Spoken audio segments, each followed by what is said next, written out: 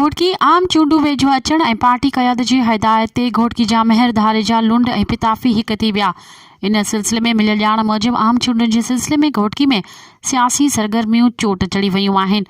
ज़िले घोटकी में पीपी जे नामज़द थियल उम्मीदवारनि खे कामयाब करण लाइ पीपीएम में रहंदे माज़ीअ में हिक ॿिए जा सियासी हरीफ़ रहंदड़ ख़ालिद लुंड, अब्दुल बारी पिताफ़ी, जाम इकरामुल्लाह धारेजो ऐं मेहर भायर सरदार अली गौहर ख़ान मेहर ऐं सरदार अली नवाज़ ख़ान मेहर हिक थी विया आहिनि।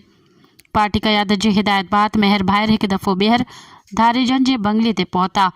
इन सिलसिले में धारेजन पंहिंजे इत्तेहादीन जो कट घुरायो, जंहिं बाद मेहर भायर सरदार अली गौहर ख़ान मेहर ऐं सरदार अली नवाज़ ख़ान मेहर सरदार मोहम्मद बख्श ख़ान मेहर खे साण करे आदलपुर में धारेजन जे बंगले ते पहुता, जिते मेहर भायरनि जी अॻूणी सूबाई वज़ीर जाम इकरामुल्लाह ख़ान धारेजो आचियां कई।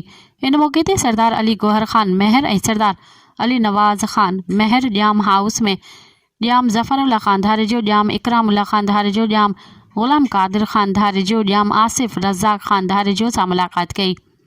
इन मौक़े ते धारेजा बिरादरी पंहिंजे चूंडियल काउंसलरनि इत्तेहादीन खे घोटकी जे क़ौमी असेंबली 199 ते सरदार अली गौहर ख़ान मेहर ऐं PS 21 घोटकी ते पीपी जे उम्मीदवार सरदार अली नवाज़ उर्फ़ राजा मेहर जी भरपूर मदद करे आम चूंडुनि में कामयाब करण जी अपील कई।